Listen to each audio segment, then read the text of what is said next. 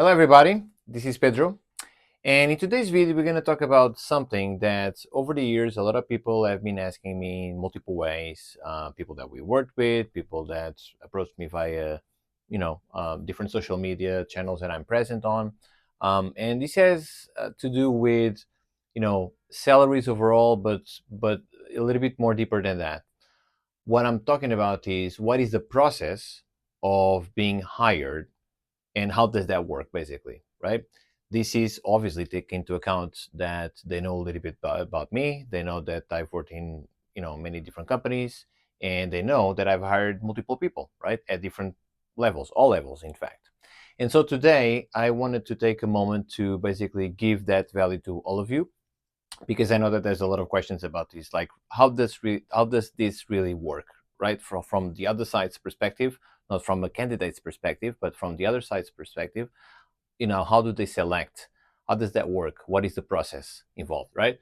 So we're going to talk about, first of all, I guess, one of the main things to consider when it comes to this process is, I think, important to understand what are the assets that you as a candidate have on your side, and what are the ones that have more leverage when it comes to being hired, right? So I've listed here, like, I would say the main type of assets that you have as a professional. And so this ranges from your experience, your CV, which highlights your experience but has other things in it, perhaps, right? Your reel or portfolio, in our case, is more about show reel, right? Then your technical and artistic skills, your connections, your communication skills, and your management skills. There might be other skills in here, but I would say that from experience, and again, from the perspective of who hired many different people at many different, levels, I would say that those are, across all different levels, those are the main assets that, I would pay attention to, basically. And in fact, those are the main assets that everybody has, right? So, in fact, although we're talking about like many different types of assets, there are some of them that are more prevalent than others, depending on the role. And there are some others that people pay or spend more time in them, when in fact they might not be as valuable as you might think, right? So let's go one by one, perhaps, and then we go to a different part of the board. So when it comes to the experience is important. And normally when it comes to experience, people think about like years of experience, right? But you've heard me saying multiple times, perhaps, in this channel, in many different videos, that experience in itself, in a vacuum, it's worthless. And let me explain you a little bit about why that is. Because if I'm the one hiring and I see someone with 20 years of experience, but that those 20 years, it's not that, that experience is not that valuable, I would rather have someone with, say, 5 years of experience that are really good experience, as opposed to 20 years of experience. Because if you think about it, bad experience, nobody needs that, right? So bad experiences mean not the type of companies or the type of projects or the type of roles that they held over the years. If it's relevant or not, if they go up and down, all that kind of stuff, like triggers from who's on the other side, how this person is perceived, right? So experience is important, of course, but it's not measured only within the number, in a vacuum, the number of years, okay? But in any case, it's something that it's important, but there's this nuance that I wanted to talk to you about from the top. Then your CV, of course, it's important, is attached to your experience, but your CV might highlight other types of experiences that you have that might not be related with, necessarily speaking, the role that some people, depending on who's hiring and depending on the company, might highlight, or might grab their attention. This varies from personal traits to personal or side professional ventures that you might have. Say, for example, a side business. I don't know. I'm just making things up. It all depends on what we're talking about here, right? But a CV is also part of your asset. Then the reel and portfolio, super important, you think, but it might not be as important as you might think. And let me tell you why. Because a reel and a portfolio, let's say not an orchestra reel, right? This is the main asset that most people spend most time in, because they think, and they're not wrong to a certain extent, but they think that this is the main asset in which from which they're going to be either selected or rejected. There's some truth to that, but in my experience, and again, I speak from my experience, that aspect was important, but not to the extent of what you might think, in terms of like what the reality of it is. And the reason is, I had seen the same shot across multiple people that I was interviewing, first of all. Why? Because in this day and age, with the way that visual effects market works, a shot is shared across different companies. A shot is shared across different members of the team. We know that it's just the way it is. And so it becomes very difficult to understand exactly what this person did, why this is now shared with, why did I see this shot across different people. All that kind of stuff comes into play. And the reality is, you don't know, by just looking at the short reel, you don't know exactly what is the type of work that this person did. Okay, because you might assume that this aspect of that specific shot was done in comp, when in fact was not done in comp, or the other way around, right? So the reel is important, but the thing about the reel that is definitely not important is, sound effects, or all of those like nice to haves, not important. Okay, so I would pay attention to the reel for the context of what that reel means for the role that I was hiring, at the level that I was hiring, to sort of like gauge what is the type of project that this person, or projects that this person is used to, what is the type of clients that this person is used to work with, what is the type of pressure, because of that this person is used to work with. Not necessarily speaking the reel itself, because the reel itself doesn't say much to me, right? So I would leave some questions about the reel if I had some. I didn't like have like I wouldn't like drill too much on the reel, unless something would really caught my eye, and then I would just be curious about like how was this achieved, like what was your main challenges about this specific thing, just because I was curious, not so much about like the reel itself, right? So the reel is important to a certain extent. It's not definitely the most important thing about how you're going to be hired or not. All right, need to look good, but there's a lot of good reels out there, so that's not what makes or breaks. Let's put it this way: it's like the entry door, but that's not what makes or breaks. So next up, we have technical and artistic skills. The technical and artistic skills, of course, it's important, because that's how you can literally say, this is what I do, this is how I do it, and this is how, throughout the process of working, not before, but throughout the process of working, this is how you're going to be perceived as a professional, right? Especially in our realm of things. So it's important.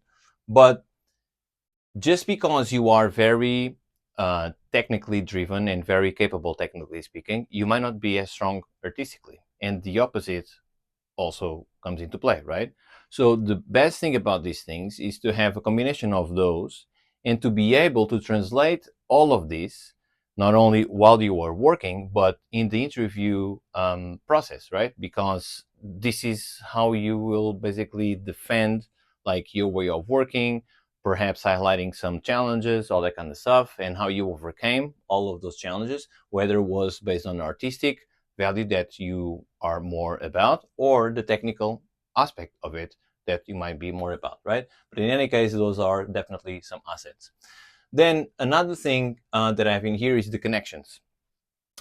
The connections is basically most likely what's going to make or break more than anything else, because if you're able to show your technical and artistic skills over the years, and you worked with some people that value your work, and you work together in the past, perhaps, of course, there's a way better chance that this person, if now moved to a different company, is going to call you, because you worked together in the past, you worked really well together, you know the value of each other, You kind of have like a good rapport working with each other. So that's actually very important.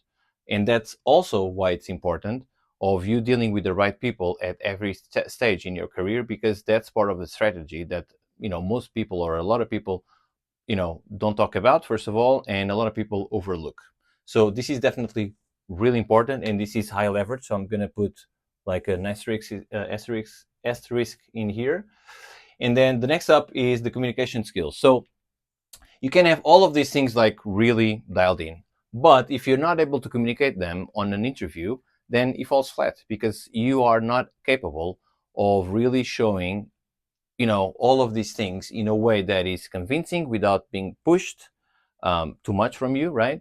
And you have something about you that has a more like natural pulling energy rather than pushing energy. Like pushing energy, I'm talking about like, hey, look at me, I can do this, I can do that. You know, a lot of people say that, right? So sometimes it's best to say less, but in the right tone, in the right manner, with the right mannerisms, building rapport during the interview process, because that's what's gonna make like a good communication, and also a connection that drives the pulling energy as opposed to the pushing energy from you. Okay, because nobody likes to, especially in an interview, but not only, nobody likes to have someone on the other side saying, I can do this, I can do that, I can do that, even if all of those things are really valuable, right? But that pushing energy is not very pleasant to deal with. Okay, so communication skills, I would say high leverage as well.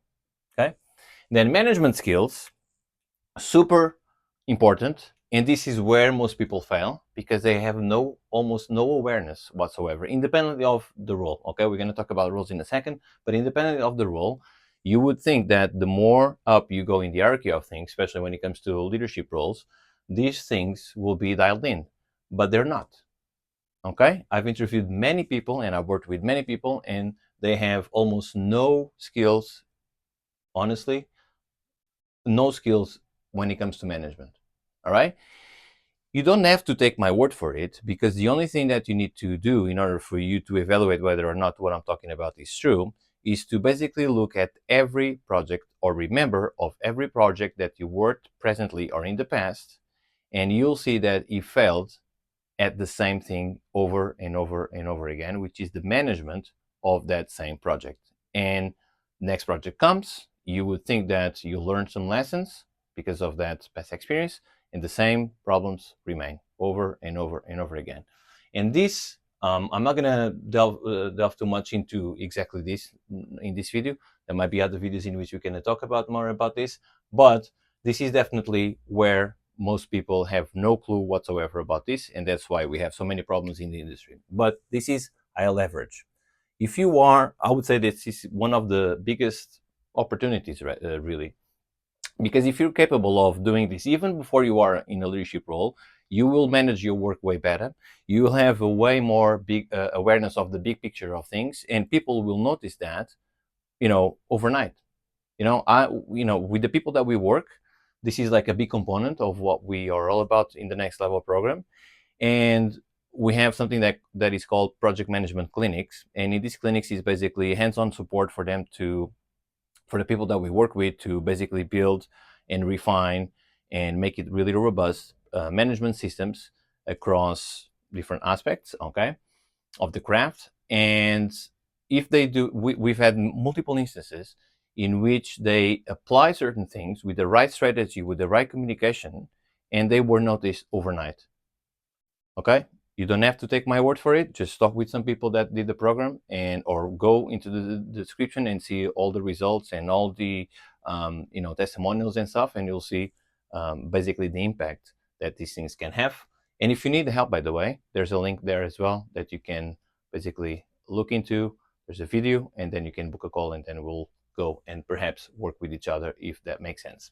So these are the assets, and you'll see that most people, however, they put a lot of focus in here, which is important, okay, the show reel, but it's not necessarily speaking the highest leverage point that you can pull. The highest leverage points are this, okay? All of the things are important, don't get me wrong, okay? But this is, the red ones, the red marked ones are the ones in which if you can really put your your mind into all of this and the knowledge that you can gain, okay, you will about them, you will have way more leverage than the biggest, like the almost like the entire population of who's applying, because this is what lacks the most, particularly when I said before, but communication and management skills. Now, when it comes to the technical, let's say hard skills, which is this, okay, the technical and artistic, this is also very important, of course, but there's two sides to this. There's one which is purely the artistic, okay? Artistic meaning can be artistic and technically, but what I mean by artistic is from a practitioner point of view, which is you care about this shot or these couple of shots, all basically the shots that you were assigned as an artist. It's a completely different type of technical awareness, okay? When you look at the big picture and you do things taking the big picture in mind. So you are not only solving problems, whether it's artistic or technical, okay, only focusing on the group of shots that you're assigned to, but making things in such a way, technically speaking and artistically speaking as well, that can serve multiple shots, can serve a whole sequence, can serve perhaps a whole show about a specific part, right? So this is where you're gonna gain like the more leverage, and people will notice that, because of course you're gonna save time and you're gonna solve problems for them, right? So there's like some nuance about like the artistic and technical skills, because of course they're really valuable, but you will have more value if you apply things in this way, okay? Now, when it comes to salaries, which is where everybody's minds are when it comes and when they ask, like, how does this really work? So I also want to take a moment to talk a little bit about this. So there are all these roles in here as sort of like a model, okay, which is junior, mid, senior, lead, and supervisor. So what happens is all of these have predefined brackets of salaries. I'm not going to get into like exactly the bracket of each one of these for many different reasons, but also know that this changes depending on the country, depending on the company, depending on other factors, right? But this is basically how it works. And this works not only in this industry this way, but it works across multiple industries. And so what happens is there's a fixed sort of like bucket range, basically, in which different categories will fall into. And when it comes to the discussion of the salary, the person who's interviewing you, of course, knows about this. And when it comes to the time in which they're going to ask you, or you're going to tell them, we're going to speak about salary, basically, it needs to fall into one of these buckets, knowing what is the role that you belong to, either because you told them or because they take the assumption. Okay? So, a different tip. If you're not in a high leverage position, say, for example, a senior or a leader or soup, there's no need for you to tell them, I'm a junior, because you're already putting yourself in a certain bucket that it might not be in your interest. Leave that kind of discussion and assumptions and discovery for the interview. Because if you say already that I'm a junior, for example, if you are a junior or if you don't have like a lot of experience, or maybe you already have some experience, let's say, I've met people with 5 years of experience and they're still juniors, okay? For many different reasons, they might be true juniors, but they are the first ones to call them juniors, which we might argue that, okay, that's a good self, I would say, realization and some sort of like protection, but at the same time it doesn't make their lives any easier, because they are the first ones to put themselves in a bucket, and if they put themselves in a bucket, the others will put themselves in a bucket as well. And this, until you get out of that situation, it gets really difficult for others to take you out of that situation as well, because you're the first one to put yourself in it, right? So the way that this works is either because you tell them, you told them, or because they know this about you during the interview process, they're gonna put you in one of these buckets, and they gonna assume that your salary is gonna fall into one of these categories.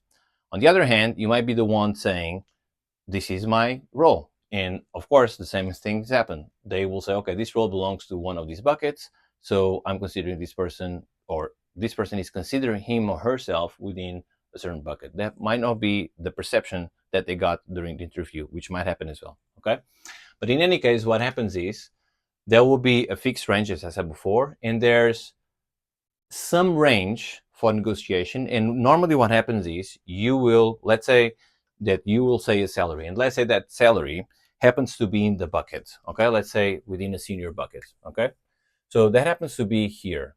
Okay, so there's definitely in the bucket. But what they're gonna say is, which, because this is part of like almost every negotiation, they're gonna basically tell you that, okay, this is a bit outside our range, so we're gonna propose something a little bit lower. Although they fully know that it's within the range, but they're gonna basically say a little bit less. And then depending on what you do from that point onwards, you either can agree with them or you can find middle ground. But most of the times what happens is that salary, if it's truly, if there's a fit between the salary, your skills, your experience, all of those assets, if there's a connection between that and the actual role that you are considering yourself for, most likely, okay, you are within the bucket. So just the fact that they're saying this is outside our domain, or for the bucket, all right, for that specific role, that might not be true. It might be true, but it might not be true. And the other thing also to consider is, depending on the supply and demand, supply versus demand, okay, we've seen this vary across the years. This happens in every industry, in every product as well. You might even go outside the predefined bucket, because the demand is so big and the supply is so little. So the rules tend to bend a little bit at that point, right? So you might have some leeway also, even though it's still in that bucket, some leeway to negotiate even further, although still in the bucket. We've seen this, for example, during COVID, or post-COVID, that is. And also, one thing that I'm not sure if you noticed yet, there's always some overlap between the roles. So most people would assume that junior goes from this to point A to point B, bucket wise, okay, or bracket wise, and then the next role, let's say mid, goes from B to C, and then senior goes from C to D. No, there's always some overlap, okay? Even when you're talking about leadership roles, which of course we're talking about from this point down, okay? Even from this point down, there's always some overlap. Now, what is it more important? Is it the role? Is it the money? Well, different people have different opinions about this, but one thing that I also want you to consider is money comes and goes. It's easier to recover money rather than role, okay? So think about that and make your decisions also based on this. And knowing that all of these rules can change slightly depending on this relationship between supply and demand. When the supply is really big and the demand is really low, then most likely you're gonna be within the bucket, even shrinking that bucket even more. When it's the opposite happens as well, right? So hopefully this gives you a little bit more clarity. And one thing that I also would say is, when it comes to leadership roles, okay, particularly at this level here, but this one also included, but particularly at this level here, okay, these ones that we discussed in the beginning becomes way more relevant, or it should become way more relevant, okay, because this kind of position will take way more of these kind of skills rather than other skills, right? Rather than the other skills. So the reel is important, but if you have a reel as a supervisor, most likely that supervisor didn't make the shots. The supervisor managed the team who did the shots. The same happens with the other parts of the assets that we talked about, but particularly when it comes to the reel in portfolio, that's basically normally what happens. And also when it comes to the technical and artistic skills, it depends on that nuance that I talked about. Because if they are still with the mindset of an artistic role, which that's what happens most of the times, they are still the ones thinking really small and lacking the awareness. Small in the sense that lacking the awareness of the big picture, because they don't have like management skills, they don't have like the right communication skills, perhaps they don't have like the full picture awareness when it comes to, development of the shots or development of tools or development of templates or all of those things, right? Because this is basically the role, okay, on both of them. But the more you grow, it's less about the individual nitty gritty. It's more about the big picture, because now you are, in charge of a team of, dozens of people, or more or less, depending on the company and the project. And it's more about like the big picture. The more you grow, the more wide, your focus should be. That's not what happens most of the times, unfortunately.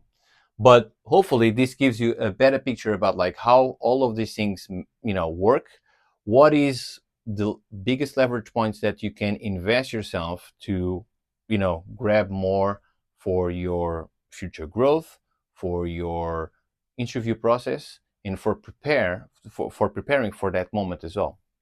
So this is it, guys. This is the type of explanation that normally I give individually to a lot of people that contact me and people that work with me. Of course, the ones that we work with, we have way more and deep, discussions about this, particularly when it comes to, all of these high leverage points in many different ways.